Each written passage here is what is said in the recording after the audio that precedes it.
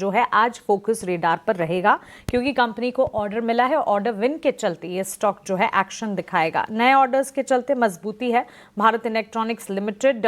किरण जी, आपसे जानना चाहेंगे, 2% की तेजी के साथ भारतीय एयरफोर्स का अश्विनी रेडार सिस्टम बनाने के लिए कंपनी को करीब 2463 करोड़ रुपए के ऑर्डर्स मिले हैं। भारत इलेक्ट्रॉनिक्स लिमिटेड को रिविजिट करना चाहेंगे किरण आपसे।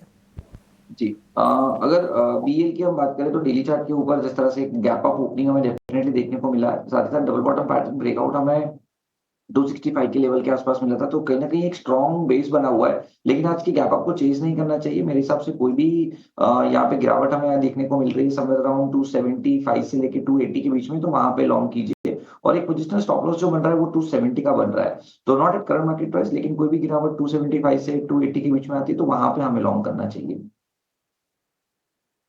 खरीदारी गिरावट पे खरीदारी की राय भारत इलेक्ट्रॉनिक्स लिमिटेड पर इस वक्त पोजीशन से उसे इंटैक्ट रखा जाए। न्यूज़ फ्लो के चलते स्टॉक में एक्शन है, लेकिन अगर एंट्री पोजीशंस लेनी है तो फिर एक बार नीचे के स्तर आने का इंतजार करना होगा। कच्चे तेल की चाल और बुलियन मार्केट पर भी लगातार फोकस होना चाहिए, और सोने चांदी के लेवल्स पर तो फोकस होना ही चाहिए, क्योंकि क्लियरली हम देख रहे हैं नए उच्चतम स्तर गोल्ड जो है 86,875 का नया रिकॉर्ड बुलियन मार्केट में प्रेशियस मेटल्स गोल्ड ने बनाया है।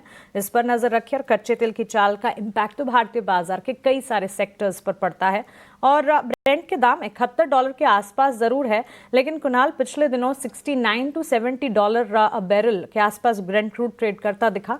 ओएनजीसी पर आपकी राय भी थी। Oil India, IOC, oil marketing company, oil refining counters, Chennai petro, MRPL जैसे स्टॉक्स में से अगर कुछ रेडार पर आ रहा है। ओएनजीसी के ऊपर तो हमने ऑलरेडी हमारी जो रिकमेंडेशन है दे दी है। इतना ही नहीं, आईओसी के ऊपर भी होली पिक हमने रखा है। इतना ही नहीं, होली टू होली में भी आईओसी का रिकमेंडेशन है। बहुत ही बढ़िया स्टॉक आईओसी दिख रहा है। डिविडेंड पेइंग कंपनी है, प्लस कैपिटल एप्रिसिएशन दोनों यहाँ से मिल सकता है, तो डबल बोनांजा, डबल धमाका स्टॉक है। लेकिन इसके अलावा अगर दूसरे स्टॉक की बात करूँ तो जहां पे अच्छी खासी मोमेंटम आने वाले दिनों में देखने को मिल सकती है, चेन्नई पेट्रो ऑलरेडी एक अच्छी खासी मोमेंटम यहाँ पे हमें दिखा चुका है, और फर्दर मोमेंटम भी यहाँ ये स्टॉक में देखने को मिल सकती है। लेकिन एक स्टॉक ऐसा है जहां पे अभी भी मोमेंटम नहीं हुई है लेकिन कंटिन्यू हो सकती है। स्टॉक का नाम है ऑयल इंडिया। आप देखिए पिछले कई दिनों से साइडवेज मोमेंटम में है, लेकिन बुलिश एंगल्फिंग कैंडलस्टिक्स बनाई है स्टॉक ने। वीकली चार्ट पे भी स्टॉक ने अच्छा खासा सपोर्ट लिया हुआ है, तकरीबन 335 330 के लेवल का। सो वीकली चार्ट पे भी यहाँ पे बाउंस बैक इंडिकेशन देखने को मिल रही है। इवन वीकली चार्ट पे बुलिश सेरामिक कैंडलस्टिक्स भी स्टॉक ने बनाई है। तो मल्टीपल ऐसे इक्वेशन है जिसके बेस पे यहाँ पे स्टॉक में एक लॉन्ग पोजिशन हम बिल्डअप करके चल सकते हैं। प्रेजेंट लेवल पे 370 के अराउंड है। अगर ट्रेडिंग के लिहाज से अगर एक स्टॉक में पोजीशन बनानी है तो 353 का हम यहाँ पे ऐसे मेंटेन करके चल सकते हैं। लेकिन अगर medium term to long term के हिसाब से बनानी है तो जो रिसेंट का जो बॉटम है यानी कि 328 का, वो हमें यहाँ पे ऐसे ऐसे मेंटेन करना है। टारगेट की बात कर लेते हैं। इनिशियली पहला टारगेट जो है वो 411 का है। 411 जिस दिन ये स्टॉक ब्रेक करेगा आपको वन वे डायरेक्शन में ये स्टॉक 485 तक के भी लेवल दिखा सकता है। तो बहुत ही बढ़िया फॉर्मेशन है।